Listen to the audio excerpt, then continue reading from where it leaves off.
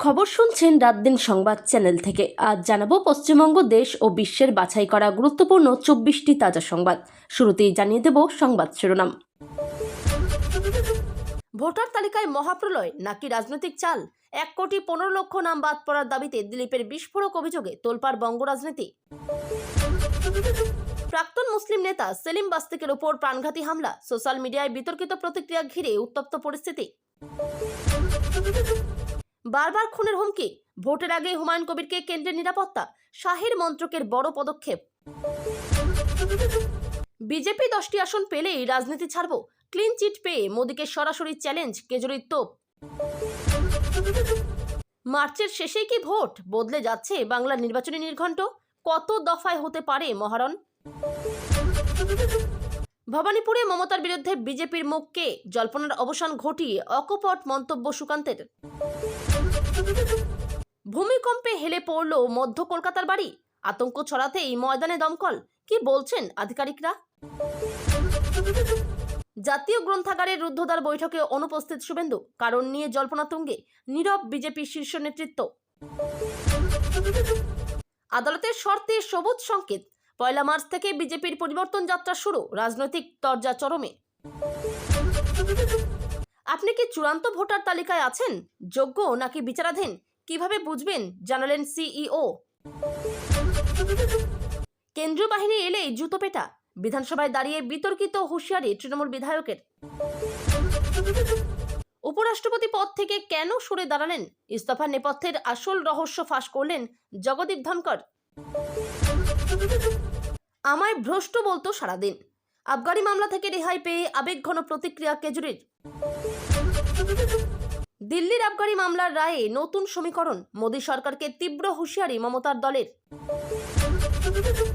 পরিবর্তন যাত্রা নিয়ে হাইকোর্টের কড়া নির্দেশ, একাধিক শর্তে চাপে বঙ্গ বিজেপি। ভোটার তালিকা প্রকাশের আগেই সুপ্রিম কোর্টে ধাক্কা নবান্নের, কি নির্দেশ শীর্ষ আদালতের? আমি কোনো দুর্নীতি করিনি, আদালত চত্বরে আবেগঘন কেজরিওয়াল, আবগারি মামলায় বড় স্বস্তি। অনেক ধরলেন অভিষেককে, প্রার্থী বাছাই পর্বে নতুন জল্পনা, বাড়ছে রাজনৈতিক উত্তাপ। নন্দীগ্রামে হাওয়া খারাপ, শুভেন্দুকে নিশানা কুণালের, ভবানীপুর ইস্যুতে পাল্টা হুঁশিয়ারি। প্রতিদিন আদালতে কেন? সিব্বলের সওয়ালে অস্বস্তিতে নবান্ন, প্রধান বিচারপতির কড়া পর্যবেক্ষণ। ভোটের মুখে এনডিএকে বড় ধাক্কা, বিজেপির সঙ্গ ছেড়ে ইন্ডিয়া জোটে যোগ 3 বারের মুখ্যমন্ত্রী। ইংরেজি বুঝি না, হিন্দিতে বলুন, শিক্ষামন্ত্রীর মন্তব্যে তোলপাড় নেট দুনিয়া। মোরা এক বৃন্তে 2টি কুসুম, রমজানে নজরুলের গান শেয়ার করে রাজ্যবাসীকে শুভেচ্ছা মমতার। রান্নার কাজ করা মহিলার কাছ থেকেও তোলা, টাকা না দেওয়ায় মারধরের অভিযোগে চাঞ্চল্য। রুদ্ধদ্বার বৈঠকে অনুপস্থিত শুভেন্দু, গভীর রাতে কেন্দ্রীয় নেতাদের সঙ্গে গোপন বৈঠক, বাড়ছে জল্পনা। 10টির বেশি আসন পেলে আবগারি মামলায় মুক্তি পেয়েই মোদীকে ফের চ্যালেঞ্জ কেজরিওয়ালের। ফাইনাল খেলা 13 মার্চ, বকেয়া ডিএ ইস্যুতে সরকারি কর্মচারীদের আলটিমেটাম, চাপ বাড়ছে সরকারের উপর। মমতায় অনুপ্রেরণা, তৃণমূলে যোগ দিয়েই স্বপ্নার বার্তা, নতুন রাজনৈতিক অধ্যায়ের সূচনা। প্রতিবেশী শিশুর প্রশ্ন, আপনি রোজা রাখেন? প্রধানমন্ত্রীর জবাবে ভাইরাল মুহূর্ত। এতক্ষণ শুনছিলেন সংবাদ শিরোনাম। বিস্তারিত খবর শোনানোর পূর্বেই আপনাদের কাছে করব একটি ছোট্ট অনুরোধ, আমাদের চ্যানেলে নতুন হয়ে থাকলে চ্যানেলটি সাবস্ক্রাইব করে পাশে থাকবেন। আসছি বিস্তারিত খবরে। পশ্চিমবঙ্গের রাজনীতির পারদ এখন তুঙ্গে, সৌজন্যে বহু প্রতীক্ষিত এসআইআর বা ভোটার তালিকার বিশেষ সংশোধন প্রক্রিয়ার চূড়ান্ত তালিকা 5 ফেব্রুয়ারি এই তালিকা প্রকাশিত হতে চলেছে। ঠিক তার আগেই রাজ্য রাজনীতিতে শোরগোল ফেলে দিয়েছেন বিজেপির নেতা দিলীপ ঘোষ। মুখ্যমন্ত্রী মমতা বন্দ্যোপাধ্যায়ের 1,20,00,000 নাম বাদ যাওয়ার আশঙ্কাকে কার্যত সিলমোহর দিয়ে দিলীপের দাবি, সংখ্যাটা আসলে আরও বেশি হওয়ার কথা। সম্প্রতি ভবানীপুরের এক সভায় মুখ্যমন্ত্রী উদ্বেগ প্রকাশ করেছিলেন যে ভোটার তালিকা থেকে বিপুল সংখ্যক মানুষের নাম বাদ যেতে পারে। শুক্রবার সকালে সেই প্রসঙ্গের পাল্টা দিতে গিয়ে দিলীপ ঘোষ বলেন, আমরা তো প্রথম থেকেই বলছি রাজ্যে অন্তত 1.5 কোটি ভুয়ো ভোটার রয়েছে। মুখ্যমন্ত্রী এখন নাটক করছেন কারণ তার ভোট ব্যাংকে টান পড়ছে। দিলীপ ঘোষের যুক্তি, দেশের নিরাপত্তার খাতিরেই এই শুদ্ধিকরণ জরুরি।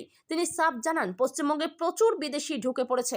তারা যদি এদেশের নাগরিক বা ভোটার হয়ে যায় তবে গণতন্ত্রের কোনো মান থাকে না, দেশের সুরক্ষা চরম সংকটে পড়ে যাবে। বিজেপি নেতার দেওয়া পরিসংখ্যান অনুযায়ী ইতিমধ্যে প্রায় 58 লক্ষ নাম ফর্ম ফিলাপেই বাদ গিয়েছে। এছাড়া শুনানিতে ডাকার পরেও প্রায় 50 লক্ষ মানুষ হাজির হননি। দিলীপের সাফ কথা, যারা শুনানিতে আসেনি তাদের নাম তো বাদ যাবেই। সব মিলিয়ে অঙ্কটা 1,15,00,000 ছাড়িয়ে যাচ্ছে।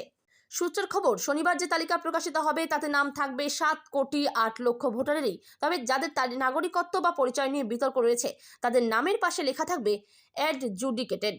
এই বিষয়ে দিলীপ ঘোষের আশ্বাস, যাদের কাছে বৈধ কাগজপত্র আছে তাদের ভয় নেই, কিন্তু যারা জাল নথি দিয়ে ভোটার তালিকায় নাম তুলেছেন তাদের এবার দিন শেষ। নির্বাচন কমিশনের এই কঠোর পদক্ষেপে শেষ পর্যন্ত কতজনের নাম চূড়ান্ত তালিকা থেকে বাদ পড়ে, এখন সেদিকেই তাকিয়ে গোটা রাজ্য। কেন্দ্রীয় নিরাপত্তা পাচ্ছেন হুমায়ুন কবির।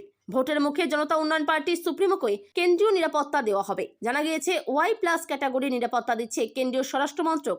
প্রসঙ্গত, কলকাতা হাইকোর্টের নির্দেশের পরই কেন্দ্রের কাছে নিরাপত্তার আর্জি জানিয়েছিলেন জেইউপি দলের সুপ্রিমো।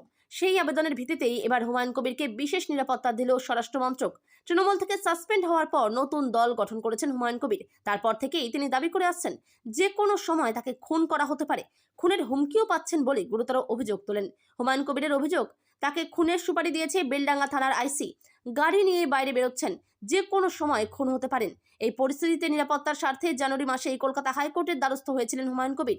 মামলার শুনানি চলাকালীন প্রশ্ন ওঠে, নওশাদ সিদ্দিকী যদি কেন্দ্রীয় নিরাপত্তা পেতে পারেন, হুমায়ুন কবির কেন পাবেন না?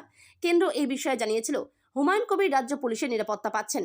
তবে বিধায়কের দাবি, পুলিশের নিরাপত্তা যথেষ্ট নয়। এমনকি পুলিশের ভূমিকা নিয়ে প্রশ্ন তোলেন তিনি। পুলিশের নিরাপত্তা যথেষ্ট নয় বলে দাবি করেন তিনি। এরপরই হাইকোর্ট নির্দেশ দেয়, 2 সপ্তাহের মধ্যে কেন্দ্রীয় বাহিনী নিরাপত্তা চেয়ে স্বরাষ্ট্র মন্ত্রকের কাছে আবেদন জানাতে হবে হুমায়ুন কবিরকে। হাইকোর্টের নির্দেশের পরই আবেদন করেন হুমায়ুন কবির। তারপরই তাকে Y+ ক্যাটাগরি নিরাপত্তা দেওয়ার বিষয়ে সিদ্ধান্ত নেয় কেন্দ্র। Y+ ক্যাটাগরি দেশজুড়ে নিরাপত্তা ব্যবস্থার স্তর রয়েছে, যেমন XYZ ইত্যাদি। দীর্ঘ আইনি লড়াইয়ের পর বড় জয় পেয়েছেন দিল্লির প্রাক্তন মুখ্যমন্ত্রী অরবিন্দ কেজরিওয়াল।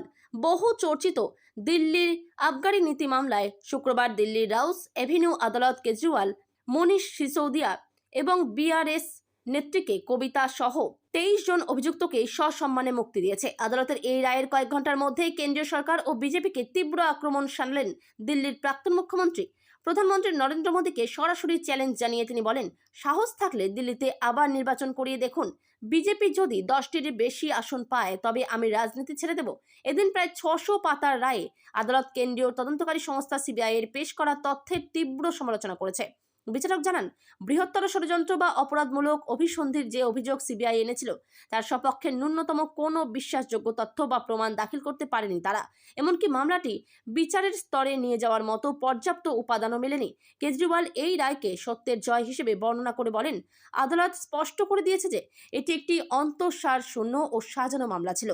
আদালত থেকে রেহাই পাওয়ার পর সাংবাদিক বৈঠকে কেজরিওয়াল অভিযোগ করেন, আপকে ধ্বংস করতে এবং তাকে গদিচ্যুত করতে প্রধানমন্ত্রী নরেন্দ্র মোদী ও স্বরাষ্ট্রমন্ত্রী অমিত শাহ এক গভীর রাজনৈতিক ষড়যন্ত্র ভেবেছিলেন। তিনি বলেন, স্বাধীন ভারতের ইতিহাসে এটি ছিল বৃহত্তম রাজনৈতিক ষড়যন্ত্র। ক্ষমতার লালসায় গত 1 বছরে দিল্লির 3 কোটি মানুষের জীবন ছারখার করে দেওয়া হয়েছে। গত ফেব্রুয়ারি মাসে দিল্লির বিধানসভা নির্বাচনে বিজেপি জয়লাভ করার পর থেকে শহরের পরিস্থিতি শোচনীয় হয়ে পড়েছে বলেও তিনি দাবি করেন। 26-এর বিধানসভা নির্বাচনের আগে ক্রমশ পারদ চড়ছে বঙ্গ রাজনীতিতে।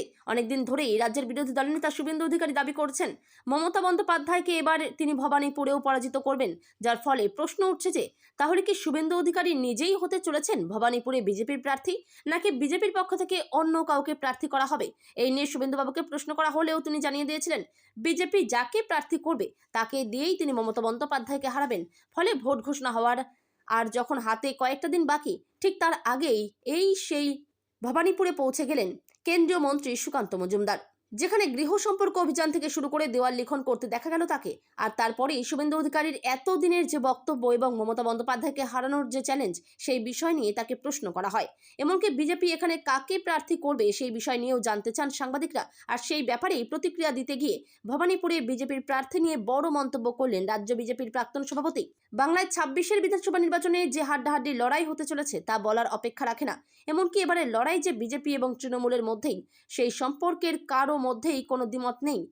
বিজেপি সমস্ত হিন্দু ভোটকে একত্রিত করে তৃণমূলকে এবার চাপে রাখার চেষ্টা করছে। এক্ষেত্রে রাজ্যের মুখ্যমন্ত্রীর বিধানসভা কেন্দ্র ভবানীপুরকে পাখির চোখ করেছে বিজেপি নেতৃত্ব।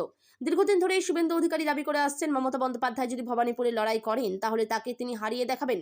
আর এই পরিস্থিতিতে আজ সেই ভবানীপুরে গিয়েই বিজেপির প্রার্থী নিয়ে বড় মন্তব্য করলেন কেন্দ্রীয় মন্ত্রী সুকান্ত মজুমদার। রাজ্যে আসছে কেন্দ্রীয় বাহিনী, কিন্তু কেন্দ্রীয় বাহিনী মাটিতে পা রাখার আগেই ঝাঁটাপেটা করার হুঁশিয়ারি তৃণমূল বিধায়কের। কাঠগড়ায় বাসন্তীর তৃণমূল বিধায়ক শ্যামল মণ্ডল তার বক্তব্য, কেন্দ্রীয় বাহিনী বাংলায় এলেই ঝাঁটাপেটা করবে মহিলারা। বিধায়কের কথায়, আমাদের সাধারণ নাগরিককে ভয় দেখানোর জন্য, আতঙ্ক সৃষ্টি করবার জন্য, রাষ্ট্রীয় সন্ত্রাস তৈরি করার উদ্দেশ্যে, তার জন্যই এত আগে কেন্দ্রীয় বাহিনীকে পাঠানো হলো। যদি অন্যায়ভাবে কেন্দ্রীয় বাহিনী সাধারণ নাগরিকদের ওপর অত্যাচার করে তাহলে গ্রাম বাংলার মেয়েরা ঝাঁটা হাতে প্রতিবাদ করবে, প্রয়োজন হলে ঝাঁটাপেটাও করবে। এখনও ভোট ঘোষণার অনেক দিন বাকি রয়েছে। স্বাভাবিকভাবেই তৃণমূল বিধায়কের এহেন মন্তব্যে রাজনৈতিক পারদ চলেছে। এই নিয়ে সুর চড়িয়েছে বিজেপি নেতা সজল ঘোষ বলেন, আসলে শ্যামল মণ্ডলদেরই মহিলাদের হাতে জুতো খাওয়ার সময় এসে গিয়েছে। কোন মহিলারা ঝাঁটাপেটা করবে? যারা আরজিকর কাণ্ডের পর সরকারের বিরুদ্ধে রাস্তায় নেমেছিল তারাই। উল্লেখ্য, আগামীকালই রাজ্যে আসছে কেন্দ্রীয় বাহিনী। 480 কেন্দ্রীয় বাহিনীর মধ্যে 240 কোম্পানি কেন্দ্রীয় বাহিনী আগে রাজ্যে আসছে। 240 কোম্পানি কেন্দ্রীয় বাহিনীর মধ্যে বীরভূমে আসছে 7 কোম্পানি, পুরুলিয়ায় 5 কোম্পানি, কলকাতায় 12 কোম্পানি, দক্ষিণ দিনাজপুরে 12 কোম্পানি, দক্ষিণ 24 পরগনার সুন্দরবনে কেবল 4 কোম্পানি বাহিনী, পূর্ব মেদিনীপুরে 14 কোম্পানি বাহিনী। বাকি প্রায় সব জেলাতেই 10-এর নিচে কেন্দ্রীয় বাহিনী থাকবে। জানা যাচ্ছে আপাতত 240 কোম্পানি বাহিনী আসছে বাংলায়। এর পরের ধাপে আরও 40 কোম্পানি বাহিনী, তারপর আরও 200 কোম্পানি বাহিনী আসবে। আগামী বিধানসভা নির্বাচনে ভবানীপুর বিধানসভা কেন্দ্রের মুখ্যমন্ত্রী মমতা বন্দ্যোপাধ্যায়ের বিরুদ্ধে হেভিওয়েট প্রার্থী দেবে বিজেপি। এমনকি দল মনে করলে ভবানীপুরে মুখ্যমন্ত্রীর বিরুদ্ধে বিরোধী দলনেতা শুভেন্দু অধিকারীকেও প্রার্থী করতে পারে বলে এদিন দাবি করেছেন কেন্দ্রীয় মন্ত্রী ও বিজেপির প্রাক্তন রাজ্য সভাপতি সুকান্ত মজুমদার। সুকান্ত মজুমদারের এই মন্তব্যের পরই ভবানীপুর বিধানসভা কেন্দ্রে বিজেপির সম্ভাব্য প্রার্থীর নাম নিয়ে রাজনৈতিক মহলে জল্পনা তৈরি হয়েছে। কারণ শুভেন্দু অধিকারী নিজেও একাধিকবার ভবানীপুর কেন্দ্র থেকে মুখ্যমন্ত্রীকে হারানোর হুঁশিয়ারি দিয়ে রেখেছেন। এদিন ভবানীপুরে বিজেপির গৃহ সম্পর্ক অভিযানে গিয়েছিলেন কেন্দ্রীয় মন্ত্রী সুকান্ত মজুমদার। বিজেপির সমর্থনে দেওয়ালও লেখেন তিনি, আঁকেন বিজেপির প্রতীক পদ্মফুল। ভবানীপুরে বিজেপির সম্ভাব্য প্রার্থী নিয়ে তিনি বলেন, মুখ্যমন্ত্রী যদি এখানে ভোটে দাঁড়ান তখন আমাদের দলও ঠিক করবে কাকে প্রার্থী করবে। দল যদি মনে করে শুভেন্দু দা এখান থেকে প্রার্থী হবেন তাহলে শুভেন্দু দাই ভবানীপুরে দাঁড়াবেন। তবে শুভেন্দু দা ভবানীপুরে ভোটে লড়ুন বা অন্য কেউ দাঁড়াক, আমাদের মণ্ডল সভাপতিও ভবানীপুর থেকে দাঁড়ালে মমতা বন্দ্যোপাধ্যায় পরাজিত হবেন। আবার একই সঙ্গে সুকান্ত মজুমদার বলেন, আমরা সব কেন্দ্রকেই সমান গুরুত্ব দিচ্ছি, কিন্তু কোনো কেন্দ্রে তৃণমূলের প্রার্থী জোরদার হলে আমরাও জোরদার প্রার্থী দেব। মমতা বন্দ্যোপাধ্যায় ভবানীপুরে প্রার্থী হলে আমরা জোরদার প্রার্থী দেব। প্রার্থী যেই হন না কেন, আমরা রাজনৈতিকভাবে মমতা বন্দ্যোপাধ্যায়কে পরাজিত করে ওনাকে রাজনৈতিক সন্ন্যাসে পাঠাবো। যদিও সুকান্ত মজুমদার এবং শুভেন্দু অধিকারীদের এই হুমকিকে পাত্তা দিতে নারাজ রাজ্যের শাসক দল তৃণমূল কংগ্রেস। দলের মুখপাত্র কুণাল ঘোষ এদিন পাল্টা দাবি করেছেন, নন্দীগ্রাম থেকেই এবার শুভেন্দুর জেতা কঠিন হবে। নন্দীগ্রামের হাওয়া বুঝেই শুভেন্দু অন্য আসনে সরে যেতে চাইছেন। তামিলনাড়ুর ভোটের মুখে বিরাট ধাক্কা খেল জয়ললিতার দল AIADMকে। একই সঙ্গে ধাক্কা বিজেপি নেতৃত্বাধীন এনডিএ জোটের। এবার MK স্ট্যালিনের হাত ধরে ডিএমকেতে যোগ দিলেন তামিলনাড়ুর প্রাক্তন মুখ্যমন্ত্রী ও পনিরসেলভম। ফলে ভোটের মুখে তামিল ভূমে শক্তি আরও বাড়ল ইন্ডিয়া জোটেরই। পালানিস্বামী ও পনিরসেলভম, শশিকলা, টিটিভি দিনাকরণ। তামিলনাড়ুর রাজনীতিতে এরা সকলেই পরিচিত নাম। জয়ললিতা জীবিত থাকাকালীন এরা প্রত্যেকেই AIADMকের হয়ে কাজ করতেন। জয়ললিতার মৃত্যুর পর নিজেদের মধ্যে বিবাদে এরা আলাদা হয়ে যান। আলাদা আলাদা রাজনৈতিক সংগঠনের ব্যানারে লড়াই করেন, যার ফলে সুবিধা পেয়ে যায় ডিএমকে। 26-এর বিধানসভা নির্বাচনে সেটার পুনরাবৃত্তি রুখতে মরিয়া চেষ্টা করছিল বিজেপি। AIADMকের সব নেতাকে এক ছাতার তলায় আনার চেষ্টা করছিলেন খোদ অমিত শাহ, কিন্তু সেই চেষ্টায় জল ঢেলে দিলেন পনিরসেলভম। আসলে দিন কয়েক আগেই টিটিভি দিনাকরণকে এনডিএ জোটে সামিল হয়েছেন। তারপর ডিএমকের বর্তমান সাধারণ সম্পাদক পালানিস্বামী সাব জানিয়ে দেন পনিরসেলভমকে তিনি দলে ফেরাবেন না। এই পনিরসেলভম এবং পালানিস্বামীর বিবাদ দীর্ঘদিনের। জয়ললিতা বেঁচে থাকাকালীন পনিরসেলভম তার বেশি বিশ্বস্ত ছিলেন। জয়ললিতার আনুগত্যের পুরস্কার হিসেবেই 3 বার অস্থায়ীভাবে মুখ্যমন্ত্রী হওয়ার সুযোগ পান তিনি। তবে পনিরসেলভমের তুলনায় পালানিস্বামীর জনবৃত্তি বেশি। ফলে জয়ললিতার মৃত্যুর পর তিনি দলের হোতা হয়ে যান এবং পনিরসেলভমকে বহিষ্কার করেন। পনিরসেলভম আবার আদালতে গিয়ে দাবি করেন তার বহিষ্কার অবৈধ। দলের আসল প্রতীক তারই প্রাপ্য, কিন্তু সেই মামলায় বিশেষ সুবিধা হয়নি।